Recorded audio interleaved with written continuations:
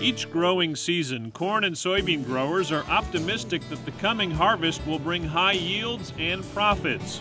For most, that means looking for every edge they can to enhance their crop productivity and to ensure they bring in the maximum crop yields. In addition, many growers are looking for ways to take out the risk of reduced corn or soybean yields due to dry weather or other production concerns. No-till farming and the use of cover crops are valuable tools in helping growers manage the threats to their crops and take advantage of every opportunity to build up the soil and maximize yield potential. One cover crop that's gaining attention and success in major corn and soybean growing areas is annual ryegrass. Just to have better soil health, increase the soil life, and have something living in the soil year-round, if at all possible, is a goal that I have, and it's what I'm trying to do with using cover crops on our farm. Utilizing cover crops, keeping something growing year-round is going to be very beneficial in keeping the nutrients on the land where we can most benefit from.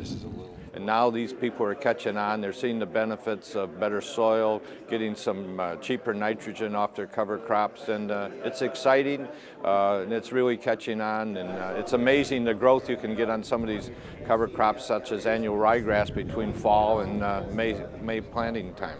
Annual ryegrass is relatively easy cover crop to plant, and it can supplement, complement, add to their cropping system, whether it's no-till or not. And just the idea of keeping something growing out there as long as possible is very beneficial to the soil.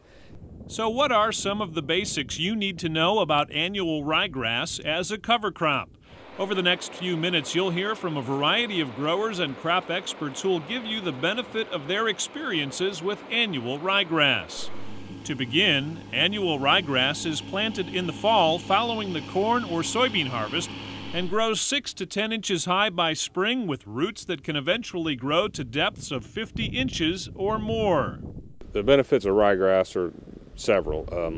The first and probably most important for us is that it's an extremely aggressive rooting crop that will put roots down deep in a short time window, a time window that doesn't interfere with our cropping schedule. Probably the main thing that separates it from other cover crops is the deep rooting characteristic of it. It's far deeper roots than other cover crops we've worked with, and so that's the main thing that we're looking at. It's fairly easy to establish as a general rule.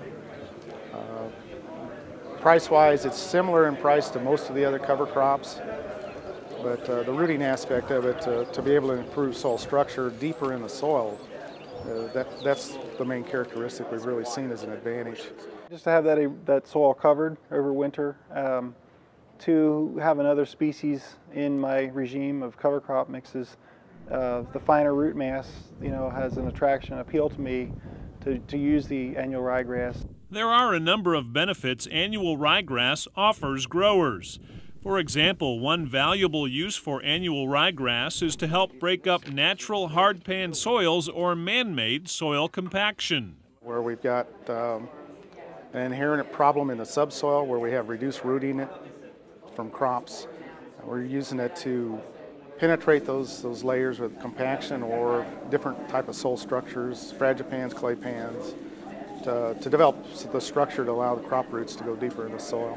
The root depth, the ryegrass has shown the ability to go through once impermeable layers and open them up to roots, and then after you kill it and no-till into it, as those roots decay, that leaves channels for the next crop's roots to come on down and follow the water line down. And the big payoff obviously is in a dry year where roots can go down and find water, and in most of our soils there's water down there somewhere.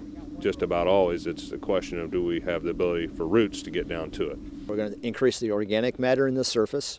Actually, planting annual ryegrass for 2 years, I think, will probably do as much to the soil as running a deep ripper through it in regards to reducing or eliminating compaction in the soil. Growers are also interested in the role of annual ryegrass in holding nitrogen in the soil, especially following manure application. For me, I use chicken litter for nutrient source in the fall. I feel like that it helps tie up the nitrogen, maybe doesn't let it get away quite as fast. You know, I think too, obviously with the deep rooting, hopefully it's opening up channels for moisture and nutrients to migrate. And then the crop I'm following behind it, I'm hoping I get more rooting action out of either corn or soybeans. It's a great nitrogen scavenger. So what we're trying to do is keep the nitrogen in the soil profile so it's available for the following crop. Otherwise, put large amounts of hog manure on a field, you have the potential of seeing a lot of that nitrogen basically go out the tile lines. So we're gonna keep it trapped, if you will, in the soil profile.